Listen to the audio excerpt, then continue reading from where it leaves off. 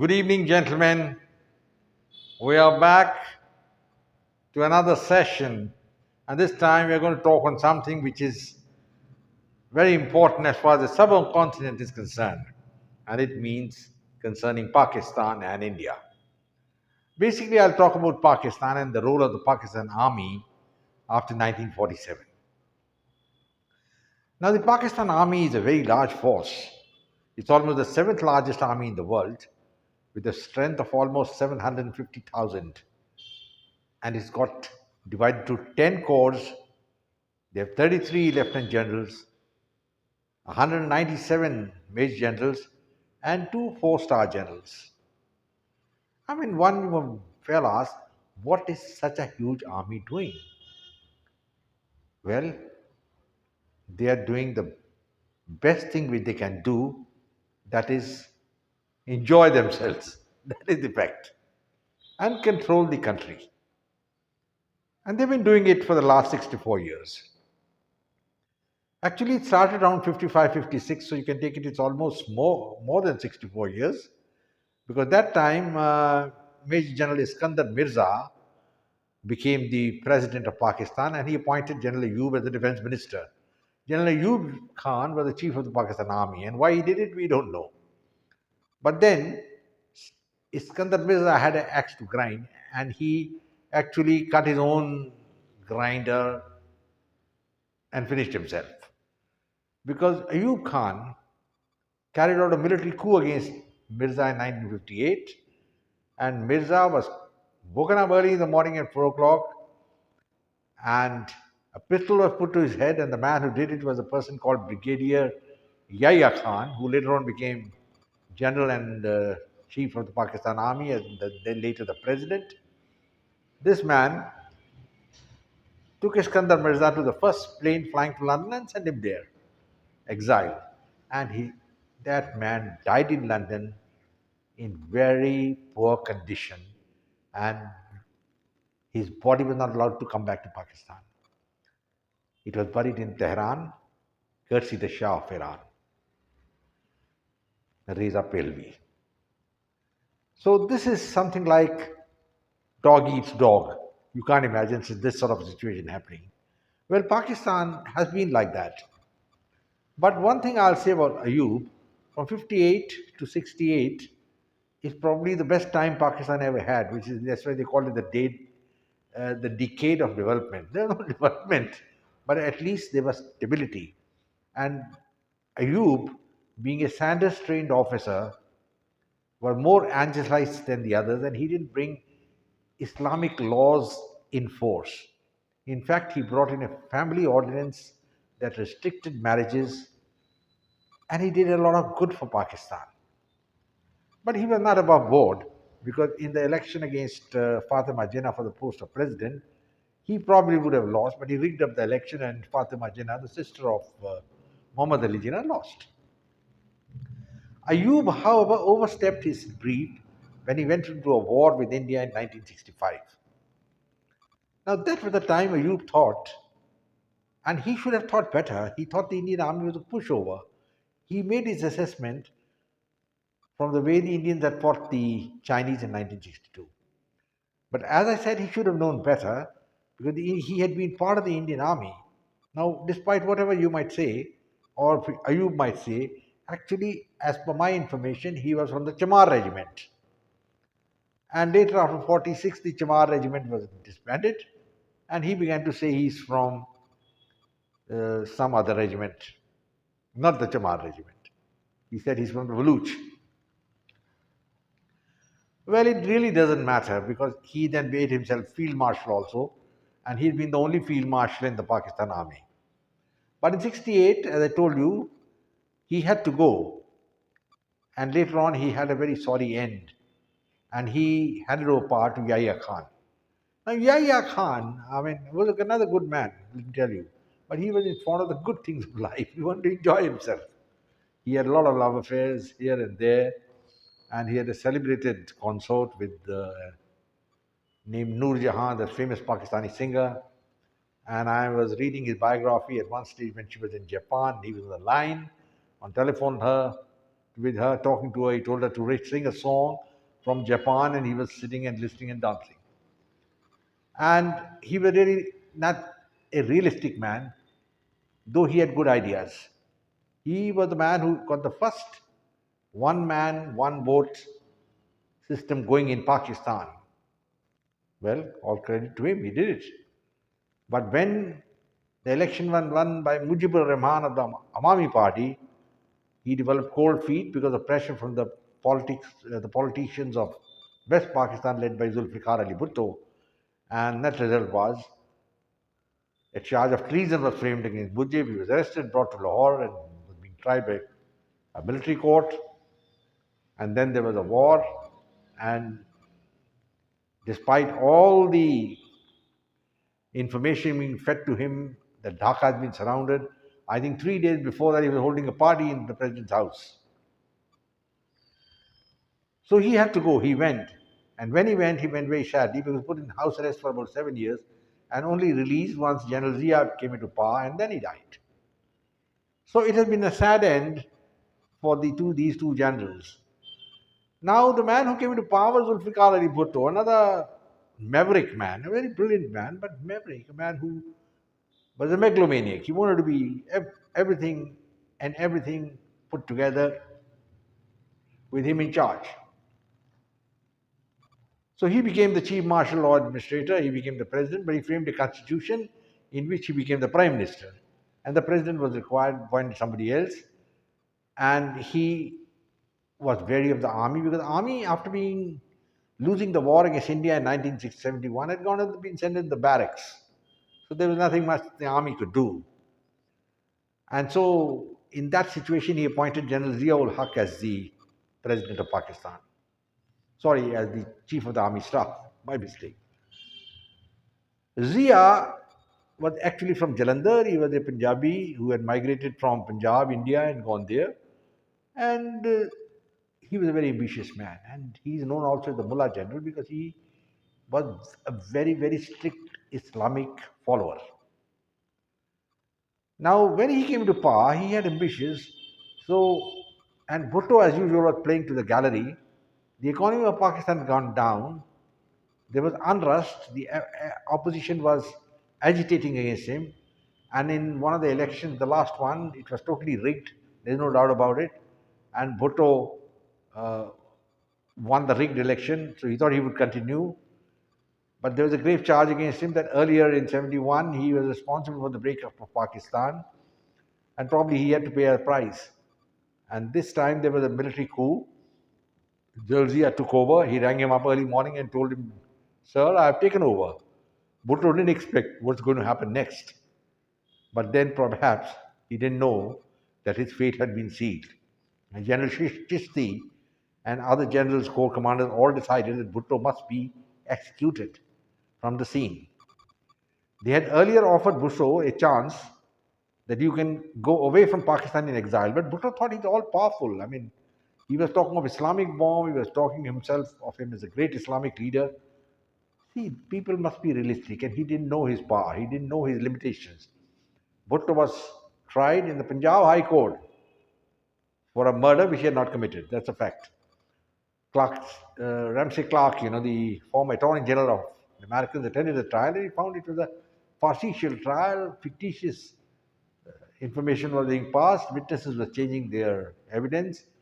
In such circumstances, it was a travesty of law, but Bhutto was sentenced to death by hanging by the Punjab High Court. Now, this itself raises eyebrows because normally in the system of judicial system being followed in India and Pakistan, the trial first starts in the Sessions Court, and then there's an appeal in the High Court and then Supreme Court. But in this case, it started in the High Court.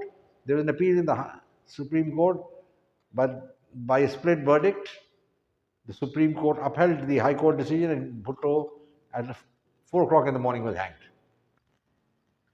Now, I've dwelt with some length on this topic because it just shows the nature of Pakistan politics, the nature of the men who are ruling Pakistan. They don't give any mercy to anybody, and the whole aim is to see whatever you can appropriate yourself. It's like dog eats dog. And Zia had to pay the price. and he paid the price when people were looking for to gun him down. And after being in power for almost a decade in '89, if I remember correctly, his plane was blown up. There was an inquiry. Nobody knew what happened after that. Inquiry was put under wraps. Even I don't know about it. What exactly happened? We can only make conjectures. But the fact is, he was killed because of his antics. Then came a period of instability, and Zulfikar Ali's Bhutto's daughter came in this limelight. I think she was basically a very mediocre person with very little horizon. I must say that. But she became Prime Minister of Pakistan twice, and both times she was an absolute failure. She was also building up rhetoric against India, and she was feeling a threat from Murtaza Bhutto, her brother. And there are reports that Bhutto was killed when she was coming out of his house. Murtaza was coming out of his house in Karachi, and the federal police or somebody went and shot him dead. But it's been never improved. There's no inquiry, nothing. But eyebrows are certainly raised. But she also had to pay a price. She was overthrown, and then Nawaz Sharif became the prime minister. Now, he at one time was the pratik of Zia ul Haq, and he was a very strong jihadi type of man, and he thought he was very clever, just like Bhutto, which I failed to mention. He had selected Zia from Jalandhar as the army chief, though he was fifth in the order of seniority. Same thing happened with Sharif, Nawaz Sharif. He chose Musharraf, who was junior, and he thought since he's a Muajir from Delhi, he will be amenable and listen to him and he will continue his rule. It didn't happen that way. Later, the Kargil operation took place, and perhaps Sharif didn't know about it. When Sharif didn't know about it, later on he realized that Musharraf was playing a double game, and he appointed another man as the army chief when Musharraf was on a visit to Sri Lanka. Musharraf came back and the army rallied behind him. Nawaz Sharif was arrested and put in the jail, and he was being brought to trial in an armored car like a criminal murderer, and he was demoralized completely. And I have information that Musharraf and the court commanders already decided that he must be hanged. But every day is not Sunday, and this time the Saudis intervened in force, and they told it very clear, made it very clear to Musharraf and the generals that they would not countenance the execution of Zulfikar Ali Bhutto, and they offered to take him to Saudi Arabia. Musharraf, under pressure, economically not doing well, agreed. He had no choice, really. And finally, what happened was that even this gentleman, Nawaz Sharif, went for 10 years to Pakistan, to Saudi Arabia on exile, and he was there. His daughter married one of the princes there, and his business began to flourish. But he harbored a grudge against Musharraf, and very rightly so. Now, Benazir was coming into the scene at that time. Benazir was coming back to power. She had learned from her previous stints as prime minister that everything is not honky dory and you got to do things properly. And this time, she became a threat to Musharraf. She asked for permission to get the security guards from America, the Blackwater security. Musharraf refused. Maybe he knew something, and maybe he was in league with the Taliban or the extremists. But in the same place where Liaquat Ali Khan had been shot dead in 1951, where she was arresting a meeting, she was attacked in a terrorist operation and killed. It's a sad commentary for Pakistan. And now what happened after that was that Musharraf came under pressure and he had to resign. In fact, the judges were against him. He had overstepped his mandate. The Chief Justice of Pakistan was after him. He was a man with guts, Justice Chaudhry, and he ensured that this man had to resign and go away. The Pakistan Supreme Court is another rubber stamp. I don't think they have ever given any proper discussion, any judgment. In fact, on 3 occasions, This army, this Supreme Court went and justified military rule by saying it's required as per the doctrine of necessity. Now, what is the doctrine of necessity? It's all bull. It's an old ancient Roman theory wherein it says that if there is total chaos, the doctrine of necessity can impose and order brought about. It's never been used anywhere else. I'm not aware that this doctrine was used anywhere other than that perhaps during the Roman time. But they used it Pakistan 3 times. Supreme Court justified it. Credit to Justice Chaudhary. He said this provision will not be used in future. I don't know, but he's given that ruling. Musharraf went away, and then Sharif came back. He came back, and then there was the election which was coming up, and Sharif was going to win. Initially, Zardari's party, the People's Party, won, but they were just marking time. And when Zardari's party came, he came with almost two-thirds majority, and he began to exert himself, and he put Musharraf on trial. Musharraf, who had gone away, exiled to London, came back, and he had some false sense of his importance. He thought he's going to win election, and he couldn't win anything. He was arrested in the court, put on trial for murder, and put in a house arrest. And perhaps Sharif wanted his revenge. He took it. But there was a chap called General Kiani, who at that time was the army chief, and the army couldn't countenance the fact that one of the former chiefs should be tried for murder and for treason. So pressure was put on the Sharif, and Bhutto and this gentleman was exiled to Dubai. He's still there. He's daren't come back to Pakistan, and all the trial has gone into limbo. But there was a judgment given by a tribunal of the Punjab High Court which had said that Musharraf should be hanged to death. And one of the judges had said, it's a very laughable judgment, I've read it. He says Musharraf's body should be hung in Freedom Square in Islamabad as an example to people who betray Pakistan. So it's a sad end for Musharraf. Luckily, the judgment was finally set aside, but Musharraf was not there. He was sitting in Dubai. He can't come back. And now the situation is going worse. Now, what has happened, as I told you, Pakistan Army is a lopsided, huge entity eating into the budget. And the Pakistan budget is absolutely in doldrums. They have taken loans, they don't know how to repay. At the same time, they're keeping this army. But thanks to the Americans who have been giving them weapons, the army is flourishing.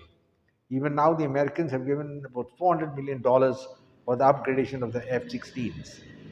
America, as I told you, always plays a double game, but they have a deep stakes in Pakistan, and they have some sort of a love for Pakistan, because in 1954, Pakistan was one of the first countries which joined the Americans in the crusade against communism. The Americans knew that all this was a facade. I mean, it got no mere relevance. But what Pakistan really interested was to fight India. They tried to fight India in 71, got defeated. 65, they couldn't win the war. 98, they tried tactics in Kargil, were not successful. Probably at that time, if the Indian leadership had been astute, forward-looking, aggressive, they could have finished Pakistan, but they didn't do it. Even 98, 65, and 48, the Indian army could have easily moved in, taken large swaths of territory in East Pakistan and used as a bargaining chip for Kashmir. But it didn't occur, neither to our generals nor to the political leadership. The generals, of course, who came over had no horizon, and that's a fact. Because when in 47, when the British went away, the Indian army, the senior most officer was a brigadier. I mean, what is the horizon? I mean, he was not a general. He didn't have a single general, and these gentlemen were promoted major general, lieutenant general, and in the vacuum they were sucked up. So they were out of their depth. They had no comprehension of power politics. And of course, Pandit Nehru and these gentlemen also knew nothing. So the question is, the Pakistan army was able to survive because of the apathy and the weak leadership of the Indians. Maybe it's got something to do with Muslim rule being in India for almost 900 years. I don't know, but a psychologist has to go and study this aspect of it. But now, Nawaz Sharif, who was having a honky-dory time, was basically, I presume, doing some underhand dealings. You can't have smoke without fire. Maybe the charges are not serious or not there, but in the Panama Papers, this came up, and later on, investigation found that he got palatial houses in London. He was removed by the Pakistan Supreme Court. He was not allowed to complete his tenure. And here's another fact which you might like to know, that no Pakistani prime minister ever completed his tenure. And same thing happened with our good friend Nawaz Sharif. He was removed, and he had nothing else to do but to go away to into jail. He was tried, given 10 years in prison. Even that time, I wrote a lot of articles in favor of Sharif. I didn't think he was guilty. I thought it was a plan by the Pakistan army to remove him. Yes, it was a plan to remove him, but there was, as I told you, no smoke without fire. He is not like Modi, selfless. So finally, he fell seriously sick in the court, and ultimately the Supreme Court allowed him to go on bail and for treatment to London and then come back after 3 years. And everybody knew he was not going to come back, and he's still there, and he's not going to come back. Though now, Imran Khan, the next man who became prime minister with the support of the army, has also been overthrown. Now, all this period which I'm talking is the army has been the big brother.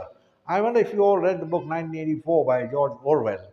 There's a big brother there at the back. He's controlling everything. And the army is the same thing in Pakistan. Whether they are at the back or in the front or at the facade, they are the ones who call the shots. And they brought Imran into power, and then they also threw him out. When they realized that Imran is now overstepping his brief, he's becoming bigger than us. Nobody can tolerate that. So Imran was removed by a midnight vote, and he lost by just 2 votes, and he went out. Maybe the Americans also had a hand, because America has been feeling very cut up after Imran Khan became the prime minister. He went to Russia, and when he was there, the invasion of Ukraine began. He made a very serious remark by saying, "Wonderful fireworks all around." I mean, the Americans didn't like it. All that is part of the game. But when he came back, probably his days were numbered. And now he's sitting outside, running a freedom march, and the brother of Nawaz Sharif, Shahbaz Sharif, has become the prime minister. Shahbaz has also got a number of corruption cases against him. These brothers have laundered money. I can't make such a statement. Maybe true, may not be true, but definitely something has been going around which is fishy. Otherwise, even the Pakistanis who are outside wouldn't be shouting "chor chor" when went to Jeddah. And one of his finance ministers was in Washington, who was also called a thief when he went there, Ishaq Dar. So the situation is very volatile, and the army again is the one force which can pull Pakistan again. That is the problem. There is nobody else united. The opposition is fragmented. The political parties are fragmented. The army is the only uniting force at the moment. And in the recent Corps Commanders Conference, there was a talk of a military coup, but nobody wavered it, because things are not same as what it was in, say 78 or 98, when you can have a military coup and send people into jail and hang them. Now it's not going to happen. The world has changed. Gentlemen, Pakistan on the precipice of destruction. They're facing an insurrection in Balochistan. The army doesn't know what to do. The basic thing is the economy. The Pakistan rupee has tanked. There is very little development, rather no development. Huge loans have to be paid to the Chinese. Pakistan is looking for going around with a begging bowl. Saudi Arabia, as usual, is giving them the dole. But it's like putting money into an abyss. It's not going to come back, and nothing going to happen in Pakistan. It's going to continue. The army still continues to be the powerful source. And no wonder Joe Biden has just gone on and said that Pakistan is the most dangerous country on the earth. Yes, they are, because they have a nuclear arsenal. I do not know what is their command and control over that lethal weaponry. We do not know. But God forbid, if something happens and some jihadis get control of that nuclear arsenal, Pakistan may well cease to exist on this earth. There is a very big element of people in Pakistan and from other Muslim countries which are not happy with the way Pakistan is functioning. Pakistan is a democracy, theoretically, But at the same time, there's certain amount of freedoms are still there, and they do not want that. They want pristine Islamic law to be enforced in Pakistan. There's a danger. We'll have to see what happens. So this could be an internal upheaval, but then the army might put a stop to it. The army is got a double face. It is the only entity in Pakistan which can bring stability. But at the same time, it's like a Frankenstein monster. You created it, you can't don't know what to do with it. The politicians have failed Pakistan. Pakistan itself is in serious trouble. It could lead to a civil war. My personal feeling is that in the decades to come, Pakistan is going to break up. We'll have to wait and see if it happens or no. In the meanwhile, I'll close now, gentlemen, and say Jai Hind. I hope all of you have a good time. Look after yourself, subscribe to my video, share it with your friends. Goodbye.